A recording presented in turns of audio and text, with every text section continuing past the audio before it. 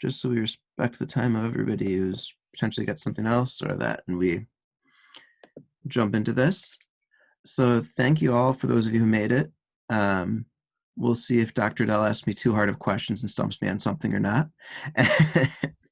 Or maybe I'll throw some questions back at him as well. We'll see. But I'm glad to have you all on this call. And in this case, we're going to be looking at agriculture supply chains specific to blockchain. And we'll be looking at through the lens first of the product that Ayadee's created, TRAK, and then we can go into talking about what other companies are doing and other models. But because ours is just something that's made really simplified, but is also doing something that has some things in parallel with what other companies are doing and the kinds of things they're tracking, it's a good model to look at just as a starting point, and then we can go into further discussion from that. So I'm going to start by sharing my screen, put up a slideshow for you. And all right, so how can blockchain be used in agricultural supply chains? As I said, we're going to use Ayadee's TRAK as an example. And if one of you, I'm going to make one of you into a co-host maybe, so we can have people coming directly in, or so I'm not handling the waiting room while I do this. Sorry, one moment.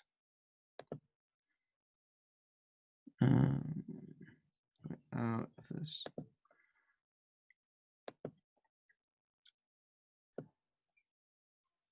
All right. So going back into the slides now. You guys see the PowerPoint right now? Great. Yes, you're good to go. All right, thanks. All right. So blockchain in general, what are the benefits? Why would we want to use it with this space? And why would we want to be using it with agriculture? So basically, we're going to use this to be telling the full story of our product, of where it came from. We could go from the story of the farmers that produced it to even telling every step of its movements, where it's located, geotags, the temperatures, what things were stored at, who produced it, transporting, processing, distribution, retail. That we can tell this whole story. We can save it very well, very clearly, and share it easily. And we're going to go through the differences as well in this presentation of what is different that we can do with this compared to just a normal database. Because of course, databases can do many of these features as well. And it's often a very fine line, not just in agriculture, but in other spaces, of when you need blockchain or when a traditional database or something even simpler might handle the need. I'm not going to go into a lot of details of the definitions about blockchain in this call. I'm rather going to be talking about the use cases and what it can be used for. But I'm happy to go into questions later about more detail of how things work. So these points about why blockchain instead of a database, this will address some of the issues of how things work, though. The fact is that once data is into the blockchain, it's unchangeable. You can't delete it, you can't change it. It's basically just there forever. It's transparent, especially if it's in a public blockchain, which means that it's available, it's viewable, it's encrypted, but the data can be tracked down and it can be found. Decentralized, because when data is stored in the blockchain, if we consider a traditional database to be something similar to the old style accounting ledgers, where you have one book, one place where all the information is saved, if that one point gets destroyed, all the data is gone. If that one point, someone who controls it wants to manipulate it, it can be manipulated. Nobody has another copy of it.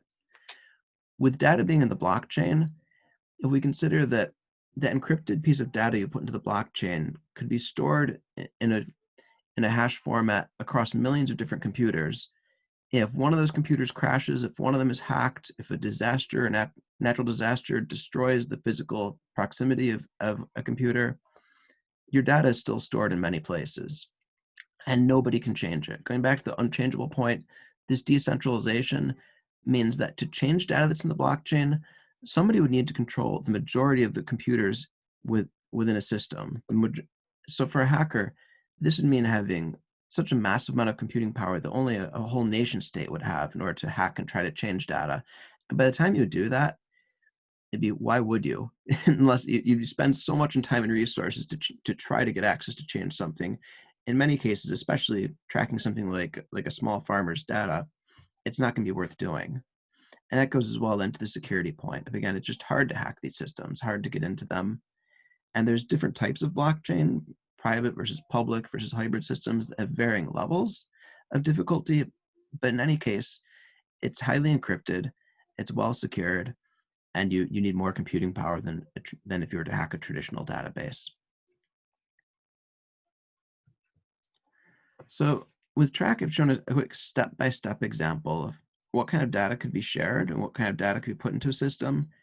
And this is similar to what IBM Food Trust and a lot of other big players are doing. The technology that we're using to enter the data may be slightly different, but the main point is you could have somebody on the ground at the producer's starting point who's entering data into the system. Let's say we're using the coffee example, like we've worked with in El Salvador and Costa Rica. And you have a worker who maybe is taking pictures of the farm, taking pictures of the coffee plant as it starts to blossom, taking pictures right before they harvest the coffee, taking pictures of the coffee beans drying, all the steps along the farm. They could be sharing those steps, entering the data of where it's transported, having GPS location, time, date, stamp, location. You could also be tracking the temperature, maybe connecting to smart devices even that are automatically recording the temperature in the system. And you could do some of these steps with a normal database. However, if you're doing this with multiple parties, as you are with, say, the coffee supply chain, most companies won't want to give access to external parties to go into their database. So again, this could go with the previous slide of why not a traditional database. With this, we can, someone farther up the supply chain can create usernames, user IDs for each of these points, for the production, for the monitoring, for the processing, the distribution, the roasting, the retailers. They can create digital IDs for people across the supply chain to be entering information into a system. And or they create it rather in our system of TRAK, but there's other systems where they're even more decentralized and they already have a digital ID of their own. And rather, you can see, based on that digital ID, who entered what data where. And this piece of data that's being entered will be to that particular unit, whether that unit means a 100-pound bag of coffee or that unit means a portion of whatever other product. You're really tracking at that unit level what information is going into the system. And so this point is that this, oops, I'm on the wrong slide. There we are. The main point is this data can be tracked throughout the system. And you can be sharing this up and down, who entered what data, at what point they entered it. But the company doesn't have to share which none of the companies along the system, which each probably have their own databases, their own record-keeping systems, none of them have to share access with each other and risk access of their proprietary data being shared with competitors or others in the supply chain. Rather, in this case, the data that I'm entering, that I received a particular bag of coffee at Puerto Limon, I'm entering that as, say, as the warehouse logistics worker at Puerto Limon Harbor, and I'm entering it attached to that particular unit of coffee. And I only need to be given access that, like, okay, here's my digital ID. I'm scanning something showing that it passed through this point. People on each direction up and down the supply chain can see that that bag of coffee or however many bags of coffee have passed through my unit, and I've digitally signed off that they've been there. And this can be automated as well. However, we don't have to give access to me as the harbor worker to enter your database or to the logistics company I work for. This can be, the information is tied to the digital ID of that product, of that bag of coffee that's passing through.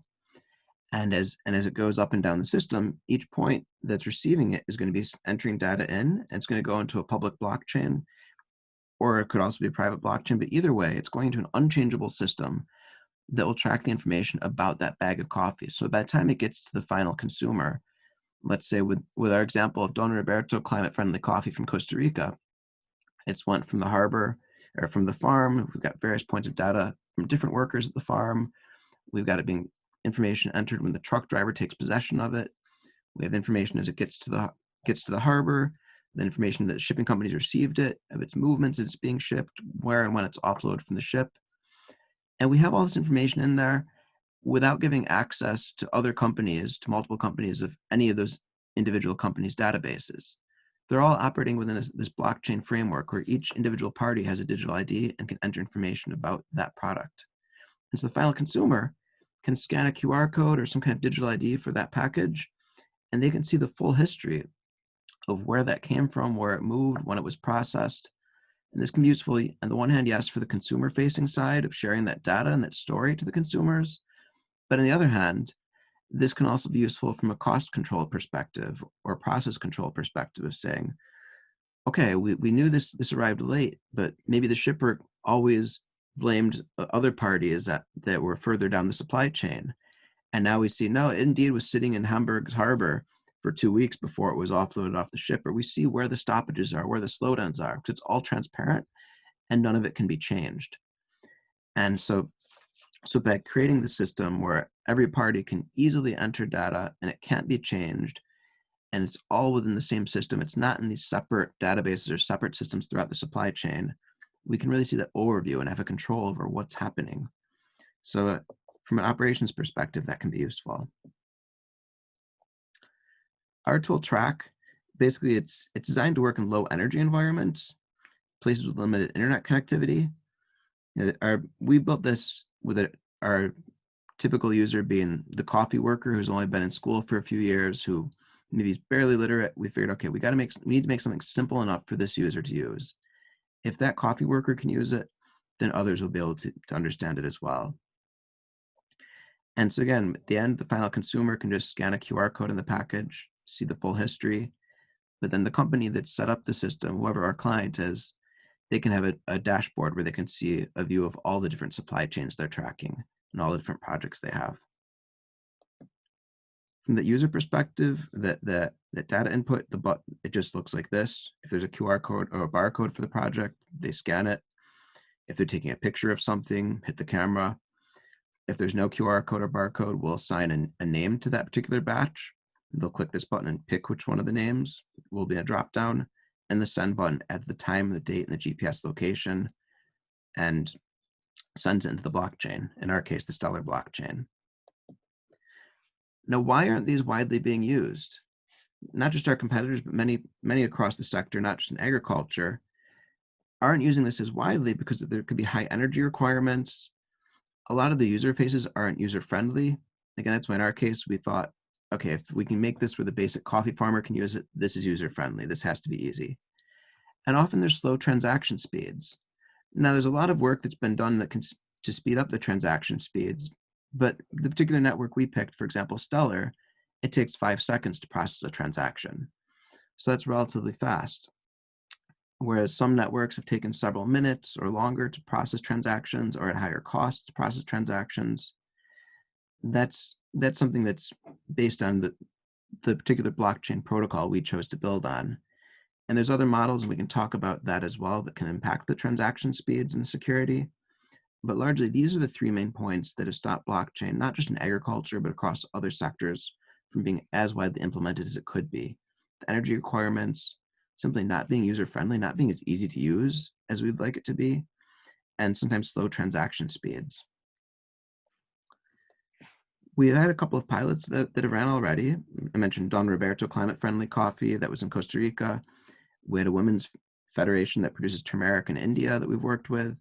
We have some new projects going on with the coffee sector again in El Salvador and other non-agricultural projects. But this has gotten a good start, some pilots running. And I'm going to close before we go to questions with showing maybe an intro to what Dr. Adel is going to go into much more detail later on, of when we go from blockchain, this next step, beyond collecting this data and making it easy to enter this data and making it unchangeable, is what do we do with this data? So this is where, going forward, once we've collected this data into the blockchain and made it transparent and gained consumers' trust with it, that's where that next stage can be looking at AI and looking at how can this be analyzed, how can this be brought forward and to make better decisions. Because blockchain by itself won't do that. Many of the use cases we see with blockchain are blockchain and. So when I say blockchain and, I mean blockchain and IoT, because maybe the Internet of Things, smart devices are collecting data and putting it into the blockchain, or blockchain and artificial intelligence to do more detailed analysis and decision-making about the data that we've collected. With that, I'll go into questions. So thank you, Peter, for this nice presentation. And the first one is from Matthias. Basically, trying to establish the case that you still need to have coding done and need to have resources and worry about replacing those and need money for all of these to happen. So wouldn't that be the same kind of like as a centralized system, or what would blockchain technology help us in that aspect? Of what would it help us in regards to having coding, or? To cut on the cost for as compared to a centralized solution. Okay. Well, in my case, I'm gonna our cases of where the cost comes down with what we're doing with TRAK. TRAK is our supply chain tool.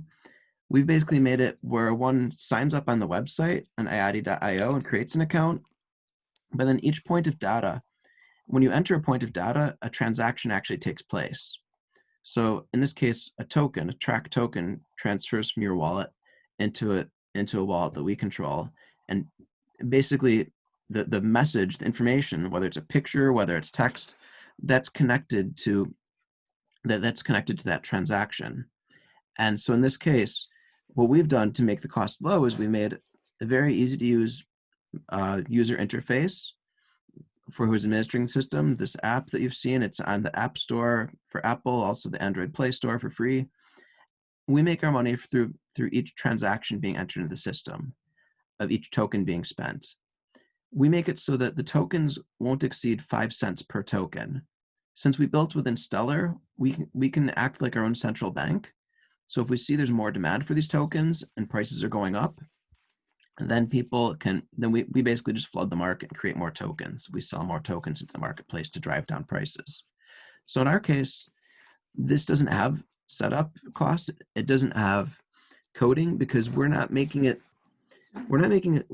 goal is to make a system that people can easily use and don't need any coding skills. So they would log in, create a user account, download this app on their phone. It's just as simple as using the app on your phone. You know, things in the background have the blockchain, and it's encrypted and it's secure, but you don't actually need to do the coding or recreate that yourself.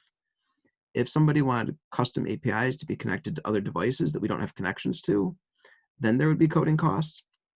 But you would have coding costs if you're connecting to a traditional database that didn't have access to it yet either. So in that sense, we've created a system that can easily be integrated and easily signed up for and set up. With other blockchains, it really depends what you want to do. IBM Food Trust is so far been working more with larger players in this space, and they make it a bit opaque on their website of what their pricing scheme is. And there's definitely a setup cost with anything, but since our target was starting out with small farmers and farming cooperatives, we made the goal of having it a low cost item. Yeah, I think that also addressed the question from Lindsay around the process. So basically, companies can sign up for TRAK and have blockchain support in their systems as well. But I'd like to go to the question from Soraya, which is a two-part question. One, I'll start with the second part is, are there any other benefits rather than storytelling and traceability in the system? And if so, how would you get everybody to agree to use one solution? So, the benefit, there's the storytelling, but there's also, if you're looking at a product that has to be stored, for example, at the correct temperature, or if you're looking at, there's delays in your supply chain and maybe there's 10 different places that your item is passing through, and you don't know at what warehouse the delay is taking place or which shipping agent has been delaying. So if you have something where every participant in your supply chain is entering data, they're scanning it, they're either scanning the object or taking a picture of it and hitting the send button, whatever they're doing, and they're verifying, okay, now I as the shipping agent have possession of this. Now I've turned over possession of this to the warehouse worker. And you can see transparently who had it at all times across different companies, across different organizations. Now, in order to how to get them to do this, that is where it takes getting the client or the person using this to be the organization setting this up to be someone more at the top of the supply chain. Say, for example, if a large retailer says to all of its suppliers, we're only going to buy from you if you use this tool. Like Walmart is doing that with certain lines of products with it using IBM's Food Trust product as an example. Or Carrefour in France is doing similar also with IBM Food Trust. It's somebody at the top saying to their suppliers, either one, I'm going to pay you something extra for using this because I think we'll make more money, or two, if it's a buyer that just has so much market power, like a Walmart or a Carrefour, where they're just requiring people to use it. Cool. So the question by John, I'm going to paraphrase it a little bit, is how does the transparency affect the behavior of people? Meaning, and like now you can see sellers that would deliver late or buyers that would send remittance late in there. So do you see a shift in how people interact once they are on your platform? That's a great question. So far, it's been interesting that it's been self-selective, and that those who are interested in being on the platform want to tell their story and want their story to be transparently told. We've talked to some potential customers who said, "Oh, but I don't know if I trust my farmers if they really want every picture to be told of the story of how we're producing our things." So, so again, I think it's been self-selective in that those who chose to use our platform already are interested and willing to tell their story. So I don't think they've changed what they're doing, but rather those who don't want to tell their story are still opting out or trying to delay from getting into blockchain-based tools.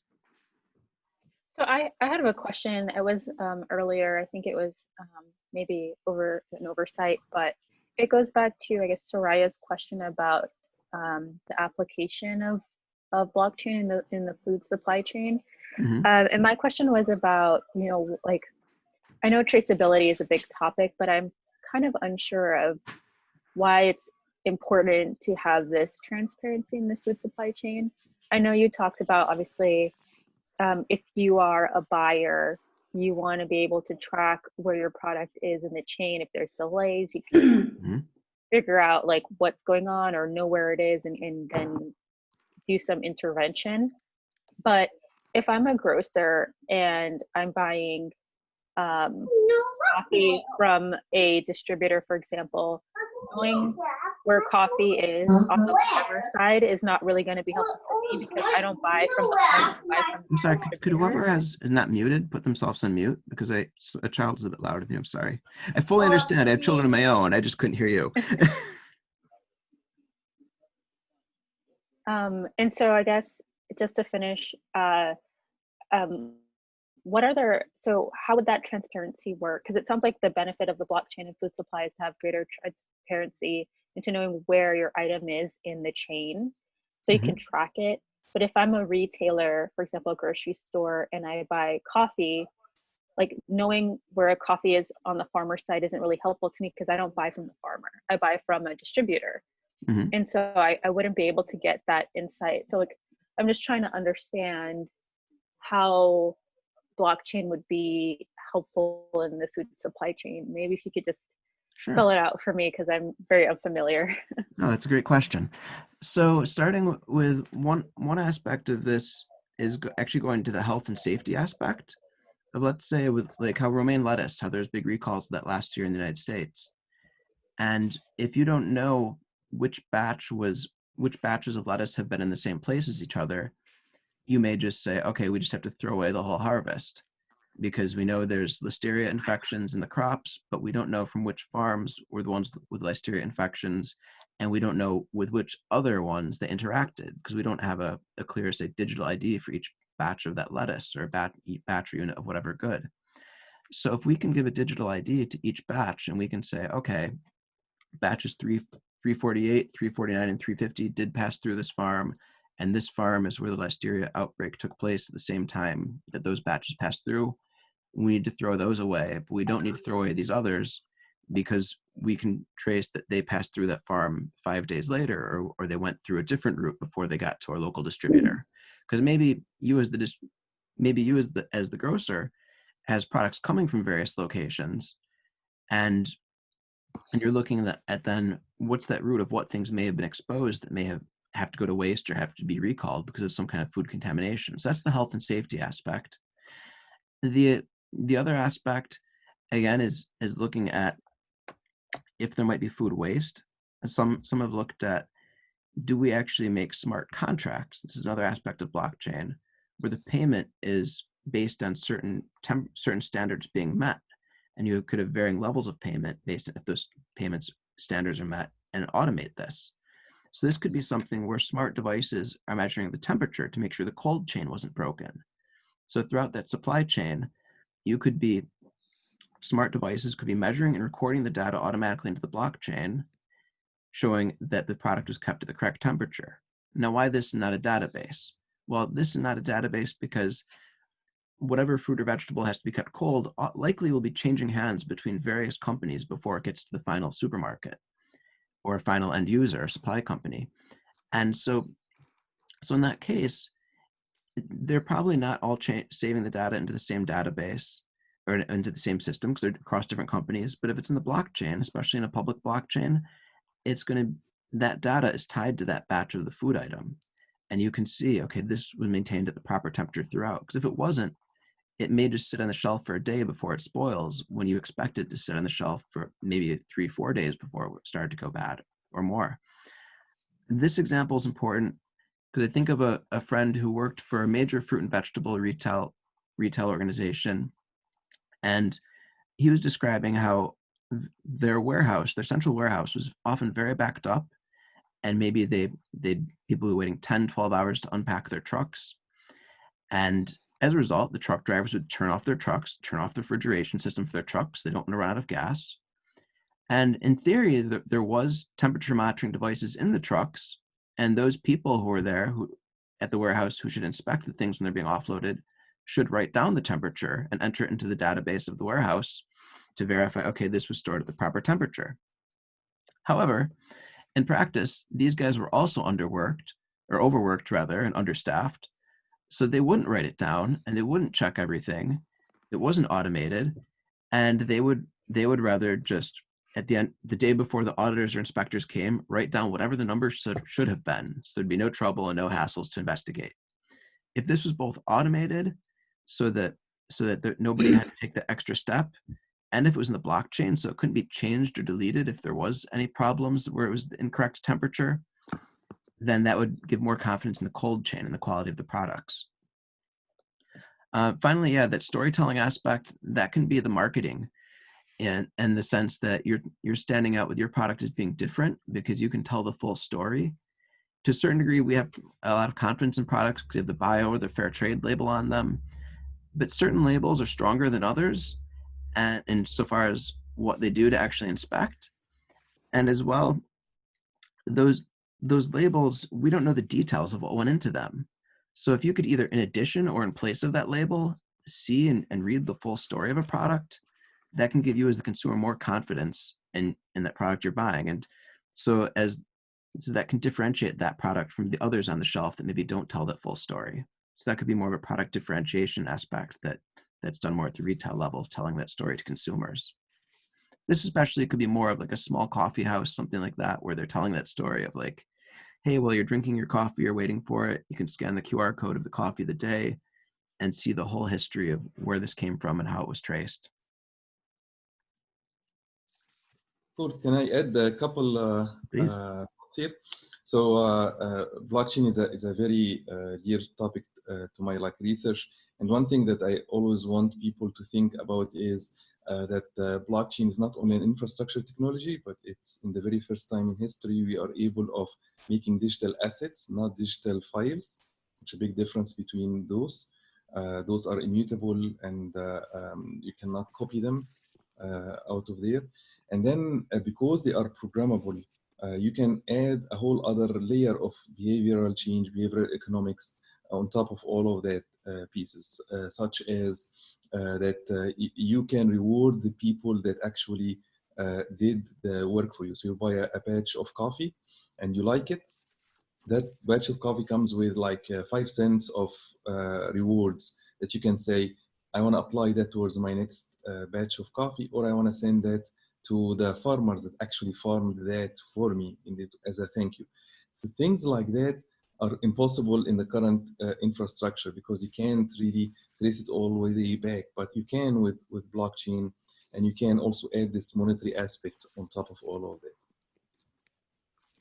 Thank you for the addition. I don't see any more questions around here, so. Do you mind if I add one point to the last thing that Peter said? So specific to the additional value for retailers created by the blockchains, if you're familiar with the certification world, it's kind of a nightmare.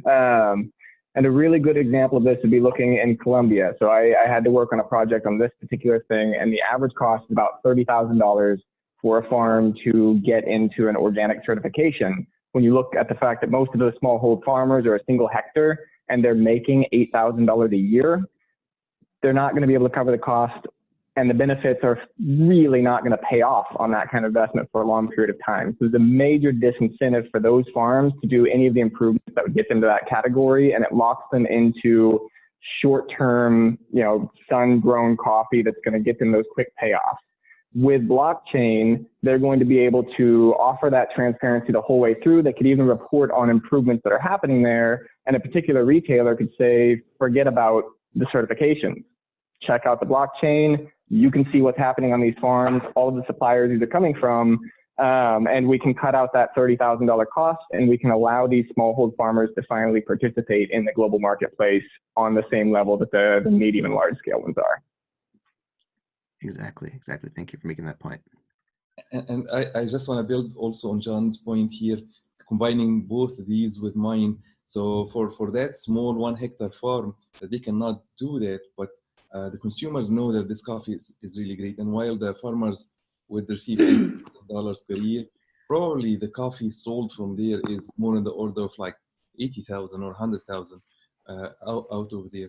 So we could make it where the end users pitch back to those farmers to pay and cover for all of those costs through that smart contract piece. So if your coffee is good enough that gets the consumers happy with it, consumers will pay for you to be certified as a collective.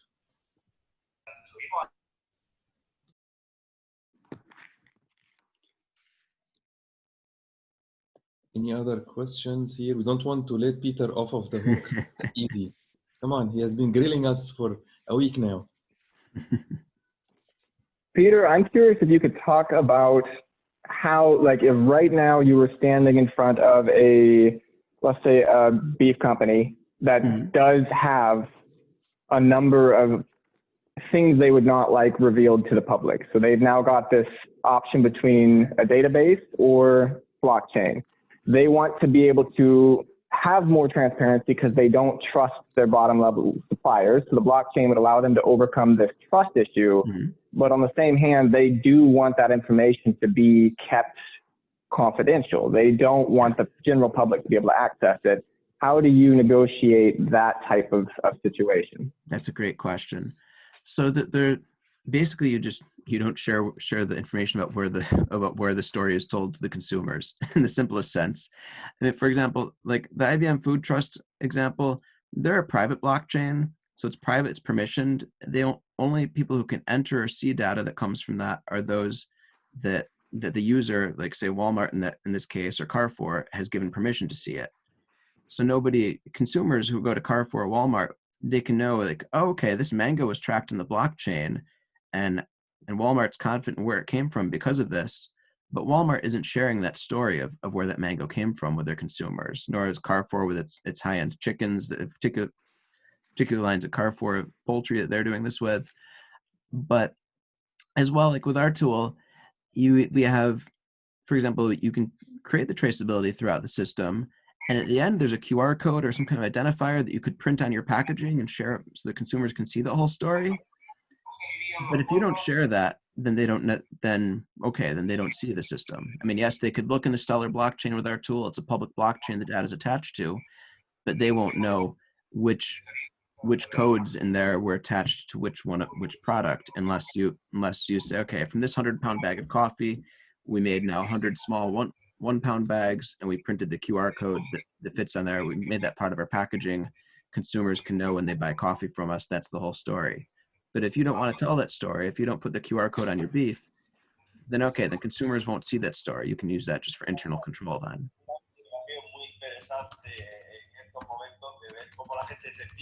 Rosa, do you have any questions here? You want to ask?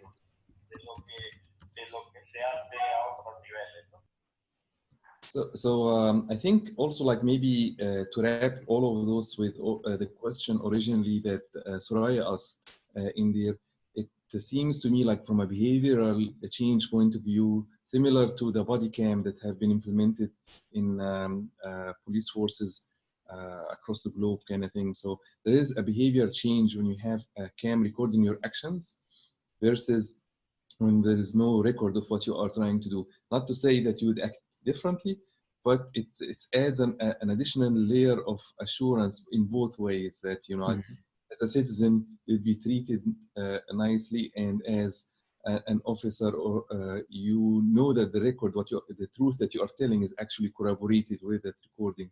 So it would promote better actors globally, like people, supply chains and companies that say that we really take care of our customers. Well, we want to see the proof. The proof is in the block, not the pudding. Well put. Well put.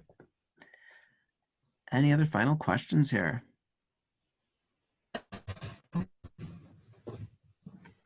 Well, Peter, you know, at the risk of being the skunk at the garden party, I'll take a little bit of conversation that we started with Andrew Mack a couple of weeks ago, and some things that we learned over the last week, really, and, you know, sort of give a reality check, right? So both of our presentations last evening made one point abundantly clear, which is they run fairly lean, tracked operations, and every node of the value chain runs on very thin margins, or Exactly. as Melissa kept using the word, tight. And the question that Andrew posed to you, now that we've had time to reflect on it and also to hear some inputs, is ultimately who would pay for this, right? Because there are those who do not have a vested interest in this transparency and quality. And ultimately, the pockets of whoever in that node, whether it's the end consumer or, you know, the reputable wholesaler, supplier, the restaurant, the high-end boutique-ish, you know, artisanal purveyor of cheeses and wines and other coffees, you know, they might actually have to fund not only their node in the chain, but contractually obligate others to do what we would naturally expect them to do. I did type a question in towards the end there. You may not have seen it yet, but also, you know, you have to think about how do you withdraw permission to access certain data that's, and if it's already been added to the blockchain, I don't know what the mechanics of that are. But as we're seeing now, the traditional long-term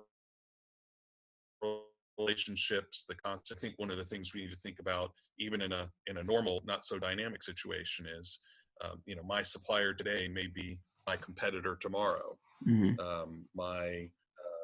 You know, someone beats you on price for something, and, you know, suddenly a 20-year, 30-year, 50-year supply relationship is going to a competitor. And so, you know, we're all sort of civic-minded here and think transparency is good. Protection of trade practices, protection of proprietary data after the fact. And then in between all these sessions, I did sit in on another organization that's been doing some webinars. They had an expert on liability, talking about, you know, how many insurance contracts are either not, are underfunded or going to be voided, or so we haven't even yet reached the litigation stage as people start wearing off this wonderful humanitarian glow to respond to COVID, but we know that's coming. So, you know, I just pose these as sort of challenges out there. And then something I said earlier, which I think really is incumbent upon us in the next few days, getting to the presentation stage, to think about, okay, where is the greatest value add of using this tool? Because you've helped us understand the mechanics of it, but it still seems to me to be, you know, a solution looking for a problem, where we know there's a universe of problems out there, but we haven't quite figured out, you know, where's the best place to get leverage using blockchain and to monetize it, right? Because ultimately someone's going to do it potentially defensively as a risk avoidance problem, the head of lettuce, the tainted beef, the whatever. But at the same time, there's a way to have the the benefit pay for itself. That's truly a sustainable way of a new technology, right? That it becomes so obvious that this is the right thing to do, and that it pays itself back not just in year 10, but in year 1 because of some efficiency that's gained or some other monetizing benefit to deploying this as opposed to traditional databases and ledgers. So I just sort of lay that out there, and Yeah, you can that's a great respond question. directly, or we can all kind of crowdsource our answer to this when we go back to our respective groups and start thinking about how to deploy a blockchain. Well, one of the points on this that, I mean, or the conversation you and Andrew Mack and I had about this was with higher end products. Of course, we've got the aspect this may add more value, and that storytelling aspect of people who really care about where the high end quality product came from, and knowing that it really is from that particular place, that's not counterfeit, that's not a copy. Like if we're talking about wine that's come Champagne, that did it really come from Champagne? Yeah, there's certain types of mushrooms, certain types of chili peppers that are branded based on geography, proving they really came from that place. And for the industry, preventing counterfeits from coming from that same place, that's going to be one important aspect. The cost, so that with the high end products, that's one aspect. Which, with the economy being weak now, okay, maybe the high end products and adding value to them is not the strongest point at this stage of the economy. But the cost control aspect, finding where there's lags in shipments, where there's things sitting in the warehouse too long, where the cold chain wasn't preserved. It's these kinds of risks that are causing food waste, or that are causing delays in you getting retail producers getting things to market. That these are the types of things we can find information that can improve our operations and our systems is the maybe the more pressing use case at this point. And the third area could be that at some point I expect either governments or consumers will expect to know the story of their food. That people will be shocked that, what do you mean you just went to the grocery store and you saw made in the name of the country and you had no idea when it was harvested and how long ago, and you don't know what ship it came through and what harbor, and you don't know anything in more detail about the product other than made in the name of a country? I expect consumers in the future, and also that consumers in the future will expect to know that full story of where their food came from. And in parallel with that, that those who are inspecting goods at the harbors, those who are inspecting imports and exports, or inspecting food in general, that they will also expect to have a much more granular level of detail about the food. This gets kind of to John's point about the size of the bags that you might be tracking, or the size of the amount of, say, fish or other things you might be tracking. Yeah, basically, it can be tracked at any level, but there's just, you want to track it to the level where it makes the best sense. Like if I know I'm going to sell coffee, 100 pounds or 1,000 pounds of coffee to a particular supermarket, and this 1,000 pounds of coffee all came from the same lot at the same farm, and it all was roasted at the same time, and it's all going to be sold at retail at the same physical location. Okay, then let's put that with the same QR code, the same tracking number. But if I know this is some really specialized product that I'm going to be selling in 10-pound lots, and they're going to be sold at different locations, and they're going to be roasted at different times, then maybe I'm going to create batches that are smaller levels or smaller amount. Let me suggest a simpler value add in the supply chain, which is, Mm-hmm. Even now, without that high expectation, the greatest loss at a border is the delay in customs clearance, right? Yes. So without the robustness of inspection that we all expect from terrorist to narco to other things, a certain amount of supply gets through. That's not always true in every country, but the economic loss that importers suffer is often mitigated by cooperative agreements to basically have the manifests pre-cleared while the ship's still several miles, several days out at shore. We've started doing this in the airline industry as well, where people get pre-cleared. It's not just the convenience of, having the global entry line on a personal basis, but for cargo and for passengers, law enforcement is looking at the manifest Mm-hmm. and inspectors, are also at the border looking for individuals and cargo. So, I think the first way that this pays for itself is by helping reduce lost time at borders for products that spoil easily. But secondly, I think one of the things we've learned over the conversations the last few days is there's a need right now for a more real-time marketplace of what's available in a way that might have to supplement or may eventually supplant what really goes on every day at the Chicago Mercantile Exchange, at the various places where commodities and products are brokered at the high level, long-term contracts, but also, something as simple as the types of sizes of carrots that go into the dicer that go into the freezer, or the stuff that Melissa was talking about, arriving fresh. There's been a huge disruption. And rather than trying to torque an outdated system to be more responsive than it's been able to be, I see a future where, if you're able to put the product availability type specifications in a public medium and still protect on the blockchain, then you can do the types of bidding and negotiations that will allow there be less waste, more product getting to end user, and potentially efficiency in the marketplace. Because right now, what they confided is, it's still a pick up the phone and talk to a guy and if it's a locality, figuring out, who's the person who knows the quality and the availability of a product in that location, and how do you get it on a truck.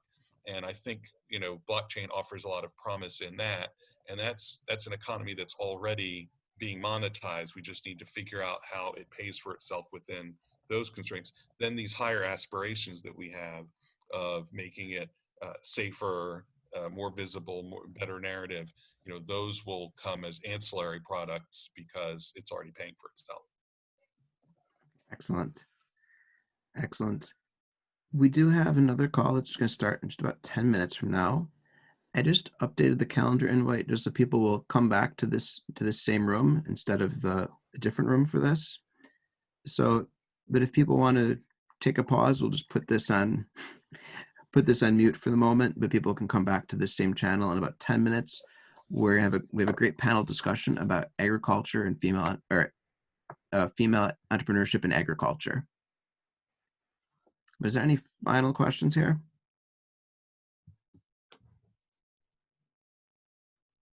All right, fantastic. Well, then let's take a brief pause, and in about 10 minutes, we'll just be back here, or 9 minutes now, we'll just be back here in this same channel. We'll have the next discussion keep going here. Thank you all for attending.